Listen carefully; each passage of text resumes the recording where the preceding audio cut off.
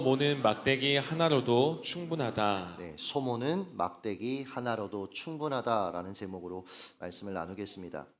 지난 목요일에 제 목양실 제 방에서 두 남자가 울고 있었습니다. 궁금하시죠? 남자의 눈물. 포모는 김성한 장로님이 여셨어요.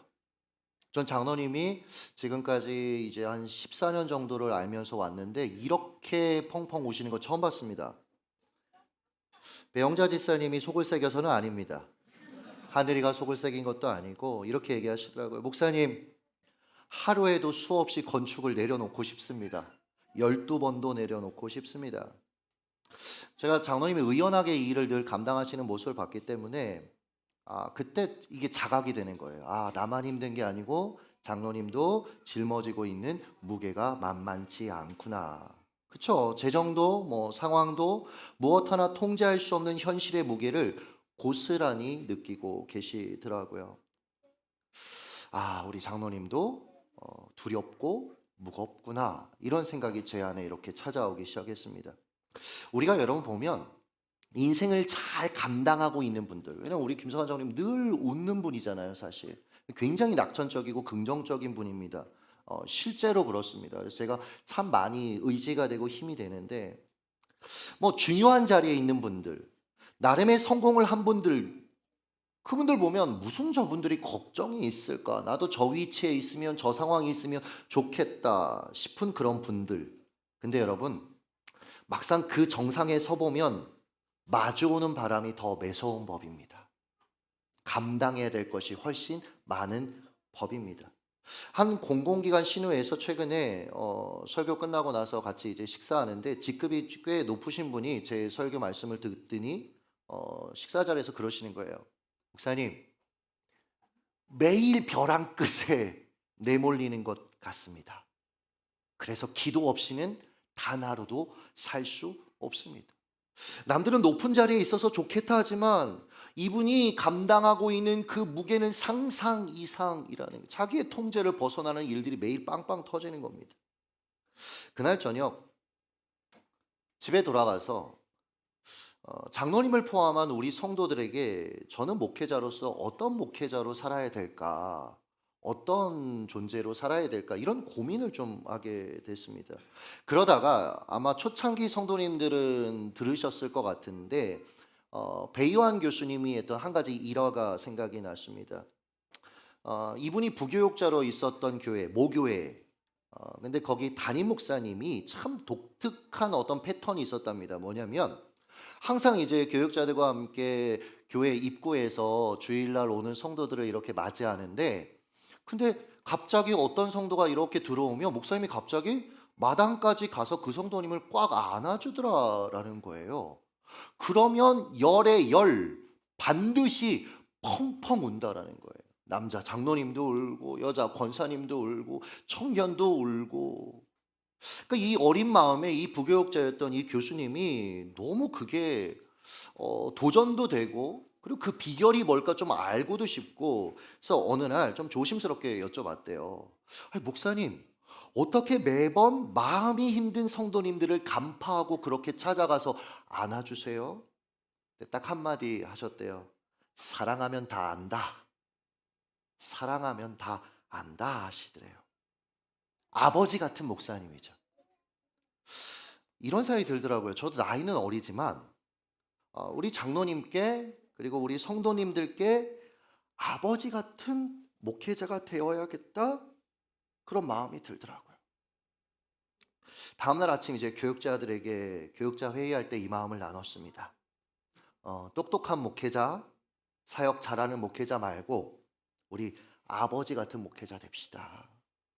우리의 실력을 연마하고 잘 하는 거, 이건 유지하되, 그러나 우리의 목표는 아버지 같은 목회자가 됩시다.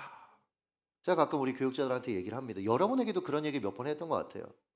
성도님들이 주일 아침에 와서 서로 안녕하세요 인사하고 반갑게 서로를 맞이하고 안아주고, 근데요, 서로에게 내보이는 그 미소는 자신이 내보일 수 있는 최고의 웃음을 보이는 거더라고요.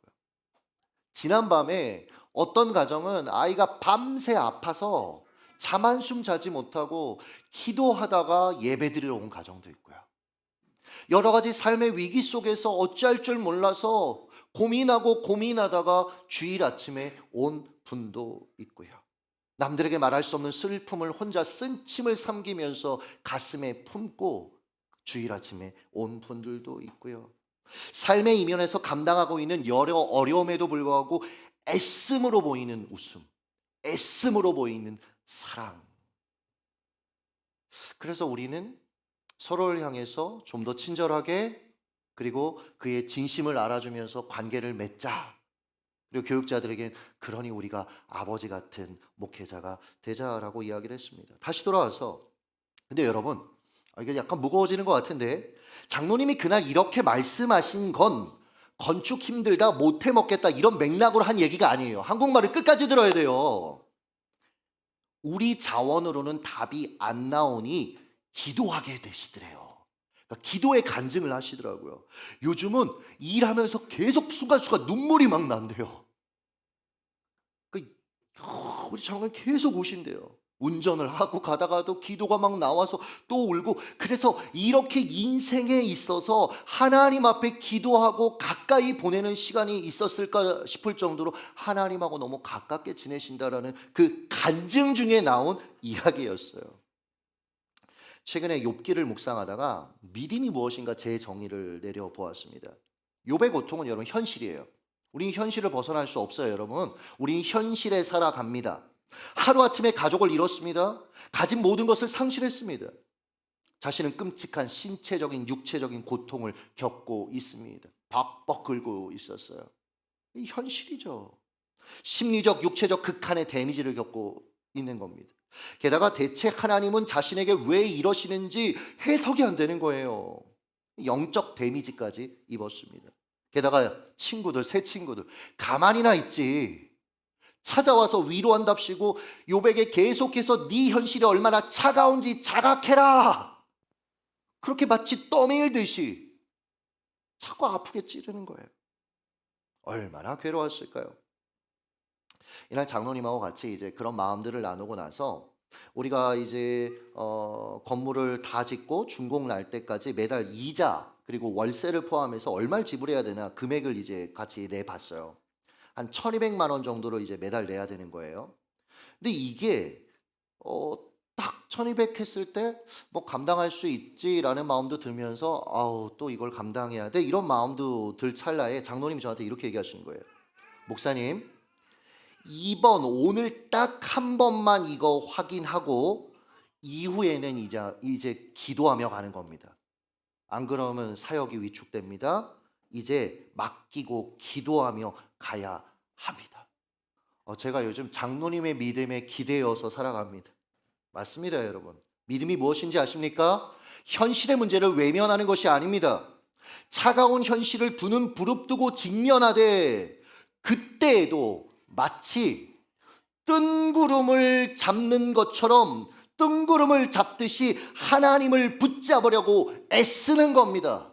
뜬구름 붙잡는 것 같으나 언젠가 붙잡히게 되는 거예요. 물론 이 애씀조차 하나님의 은혜가 필요합니다. 사실 우리가 하나님을 믿어드리는 게 아니더라고요. 하나님이 우리를 믿어주시는 그 사랑과 신뢰의 과정 속에 우리의 믿음이라는 것이 싹트고 출발하고 열매를 맺을 수 있는 것입니다. 히브리서 11장을 흔히 사람들이 믿음장이라고 얘기하잖아요. 믿음으로 요셉은 믿음으로 야곱은 요셉 정도면 믿음으로 살았다 수긍할 수 있을 것 같아요. 그런데 32절 보면 믿음의 전당에 삼손이 언급되어 있어요. 저는 어렸을 때 이게 이해가 안 됐어요. 믿음으로 마지막에 으아 했다. 근데 이 사람이 과연 믿음의 삶을 살 만한 그런 믿음의 전당의 영웅일까? 이 사람이 과연 하나님께 보인 믿음이 무엇이지? 여러분, 히브리서 11장을 오해했기 때문인데, 히브리서 11장은 이런 겁니다. 우리의 연약함에도 불구하고 하나님이 믿어주신 그 결과물로서 내어 보인 믿음에 관한 내용이라는 거예요. 여러분 8절 보세요. 믿음으로 아브라함은 부르심을 받았을 때에 순종하여 그리고 갈 바를 알지 못하고 나아갔다. 이것만 보면, 이 문장만 보면 야, 믿음의 사람이다. 네, 여러분, 이 성경을 제일 처음 읽거나 들었던 1차 독자들은 유대인입니다. 무슨 얘기를 하고 싶냐면 이들은 구약 성경을 잘 알고 있는 사람들이었다고요. 무슨 얘기냐면 아브라함이 어떤 인생의 여정을 거쳐 살아왔고 그 사이사이에 얼마나 치졸하고, 형제들, 우리가 아내를 누이라고 속이면서 팔아먹진 않잖아요. 그러니까 자매들, 남편이 좀 마음에 안 들어도 팔아먹지는 않는구나 이렇게 생각하면 위로가 된단 말이에요. 근데 이 남자는 얼마나 치졸합니까?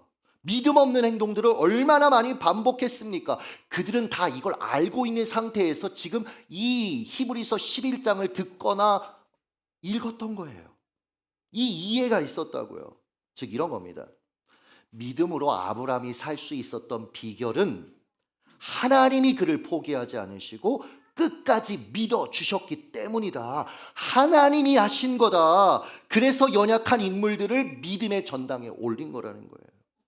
그러니까 여러분, 우리도 그 믿음의 전당에 올라갈 수 있는 것이죠. 우리의 자격 때문이 아닙니다. 하나님의 믿어주심, 거기서 싹 트는 작은 믿음. 아이고 잘했네. 하나님 우리 그렇게 세워주시는 거예요. 이 관점으로 오늘 삼가를 보십시오. 그에 관한 이력은 아주 간단합니다. 소모는 막대기로, 끝이 뾰족한, 그리고 뭉툭한, 뒤에는 뭉툭한. 근데 소모는 막대기로 블레셋 600명을 죽였다.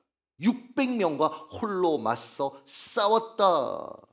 영웅담 같은 이야기죠.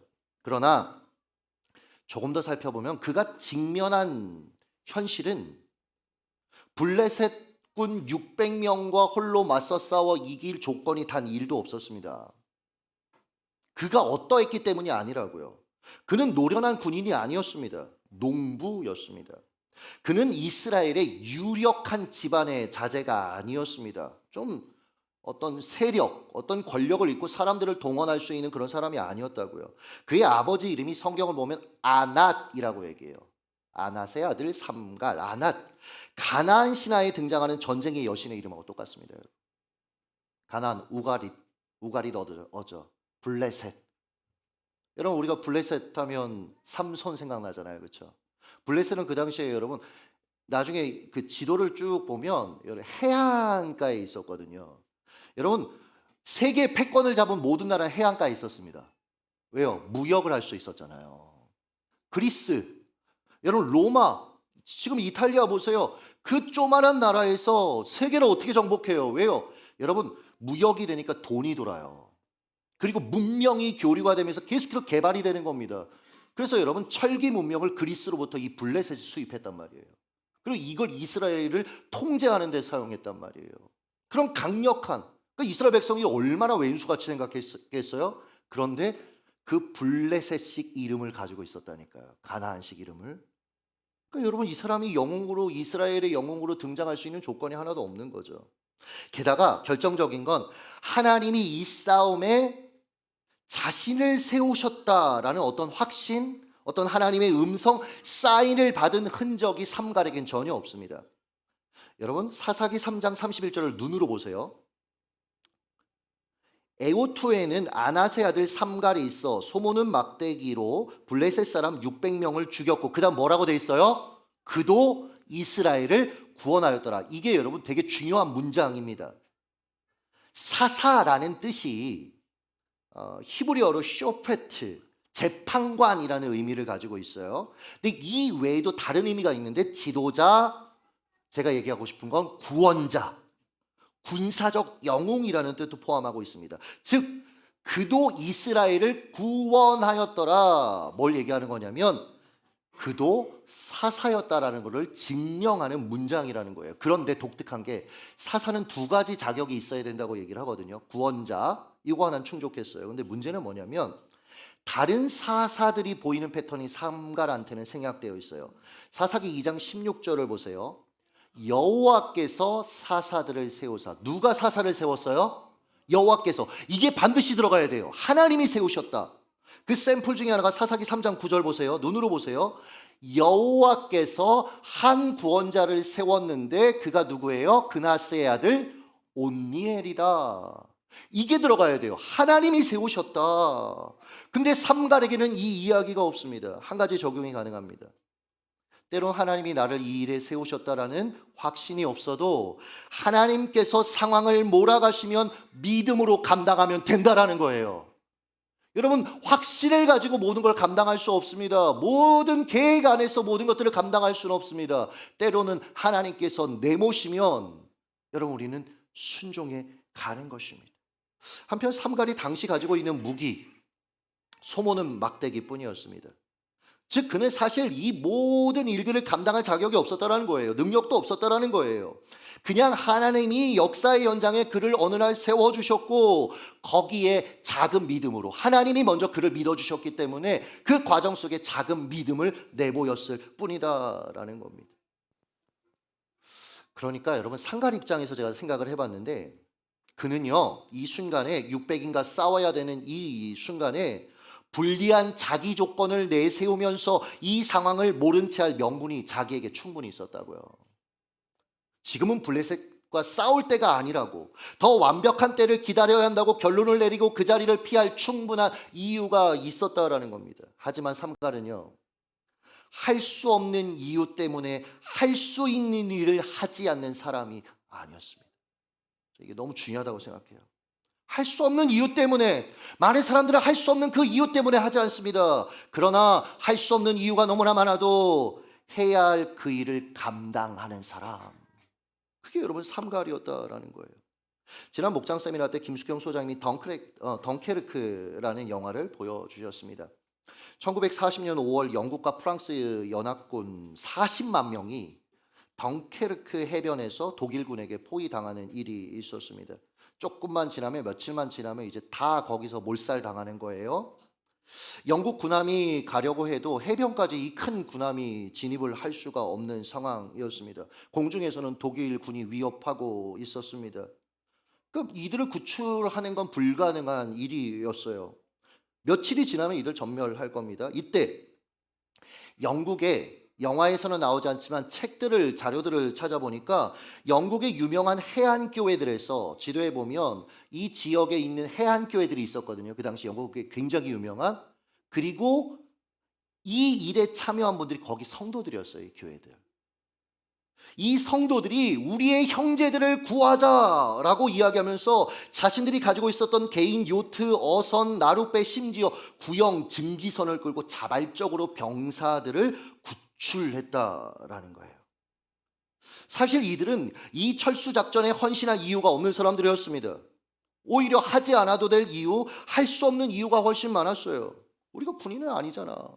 이걸 한다고 정부에서 우리의 희생을 알아주겠어? 게다가 독일군 비행기가 공격하고 있는데 거기에 내가 당하면 어떡해. 그럼에도 불구하고 이들은 고립된 40만 명의 군사를 구출하기 위해 자기 배를 끌고 덩케르크로 향했던 거예요. 당시 소장님의 적용이 제 마음에 와 닿았습니다. 더세움이 꿈 땅으로 향하는 여정에 우리 각자의 배를 가지고 갑시다. 이 역사를 함께 이루어 갑시다. 순간 지난주죠. 온세대 예배 끝나고 나서 우리 청소년들이 저한테 와서 했던 얘기 기억해요? 굉장히 그게 나 지금까지 많이 당했거든.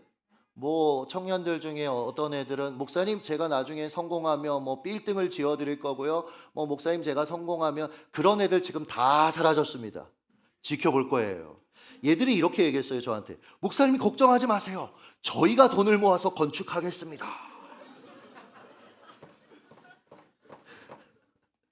근데 그게 너무 위로가 되는 거예요. 아, 됐다 싶었어요.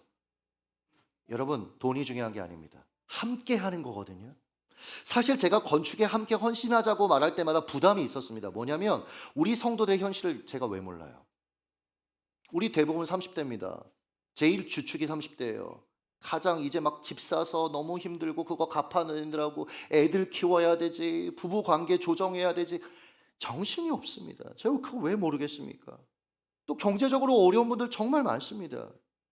그래서 혹시나 이 말이 위축되지 않을까 늘 걱정이 돼서 사실은 굉장히 조심했어요. 그래서 성도님 저한테 얘기하시더라고요. 목사님 요즘 말하실 때 정말 조심하는 게 느껴져요. 근데 제가 이 덩케르크를 통해서 하나 배웠습니다. 뭐냐면 각자의 배를 가지고 가면 돼요. 여러분이 가지신 배를 가지고 같이 가면 됩니다. 우리 청소년들이 가진 배를 가지고 가면 돼요. 그것이 100원이어도 돼요. 중요한 건 뭐냐면 각자의 배를 가지고 가는 거예요. 어제 한 청년도 동일한 고백을 저한테 톡으로 보냈습니다.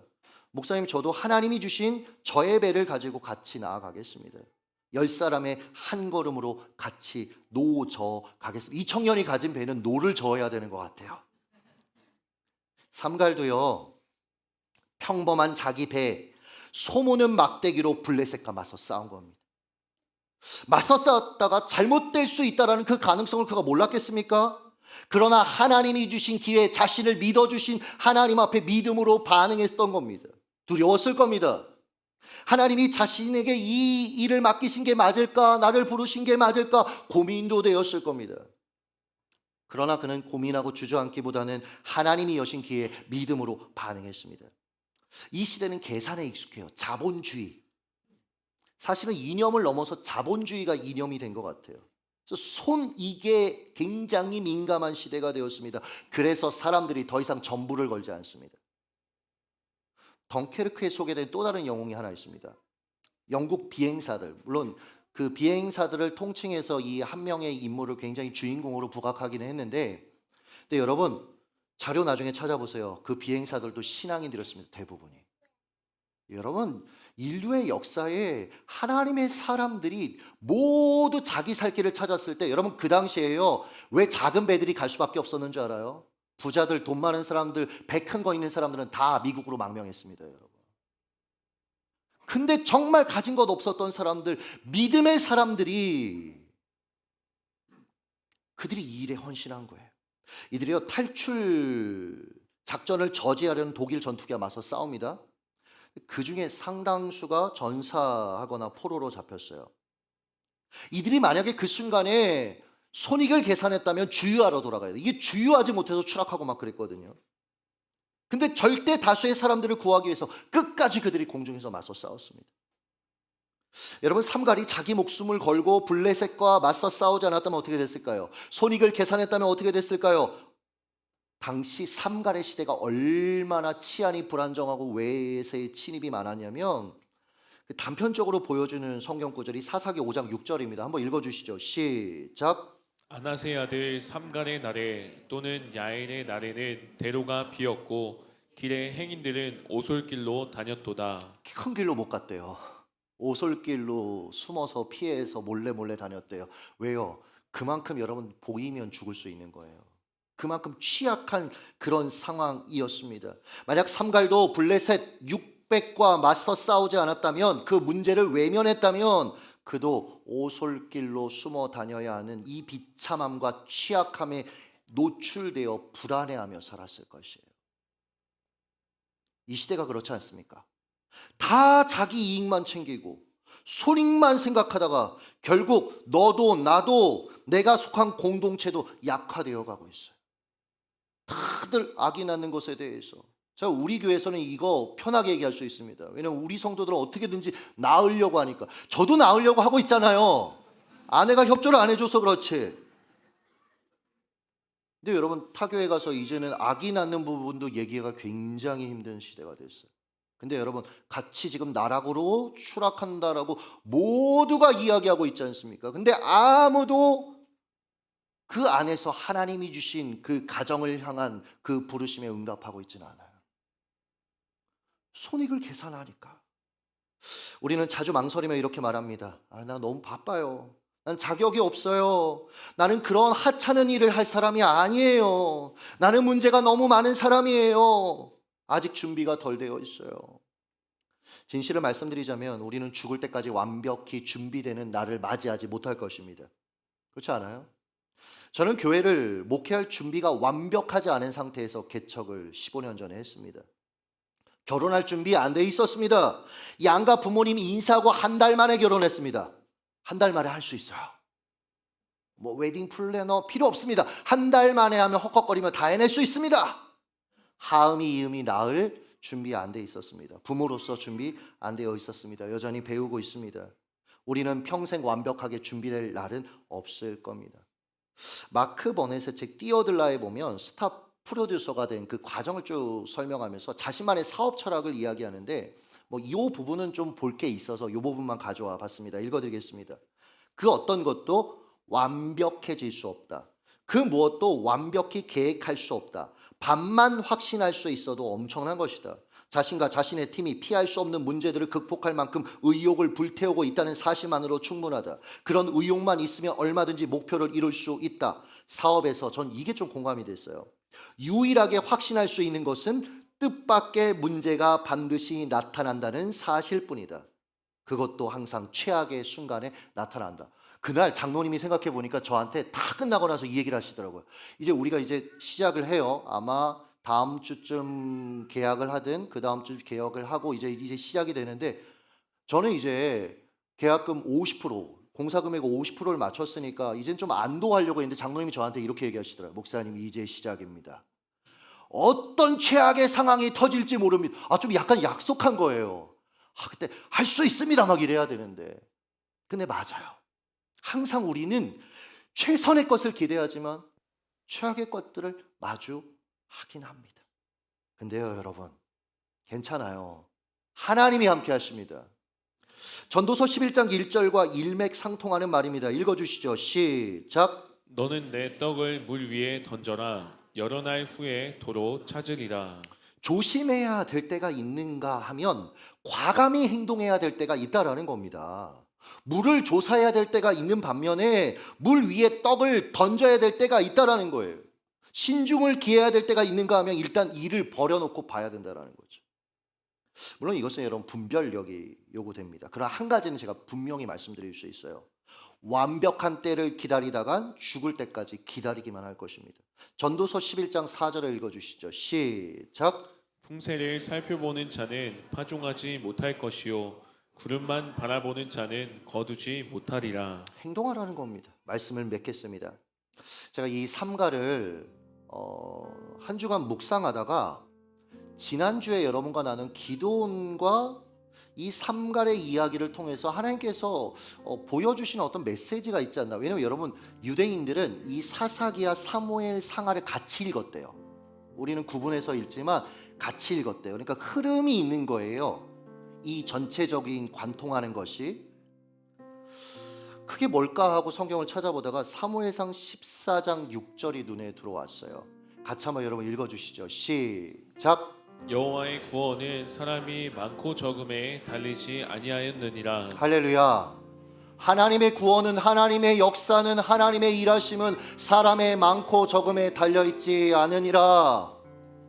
32,000 필요 없고 300명밖에 없어도 하나님이 미디안 대군을 이기게 하셨다.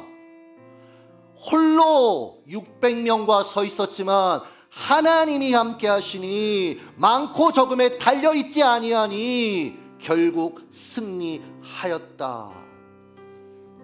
제가 그래서 제목을 이렇게 달았어요. 소모는 막대기 하나로도 충분합니다. 여러분, 하나님이 여러분에게 상황을 여셨다면, 여러분을 하나님이 믿으신다라는 것을 신뢰한다면 그 막대기 하나 들고 이제 믿음으로 반응해 보십시오. 여러분의 인생을 향하여 여러분을 두렵게 하는 블레셋이 무엇입니까? 하지 말아야 될 이유만 계속해서 생각나게 하는 그것은 무엇입니까? 여러분의 연약한 조건은 무엇입니까? 여러분, 그것을 넘어서서 하나님 주신 소모는 막대기 이것 부여잡고 믿음으로 승리하는 저와 여러분 되시길 예수님의 이름으로 축복합니다. 기도하겠습니다.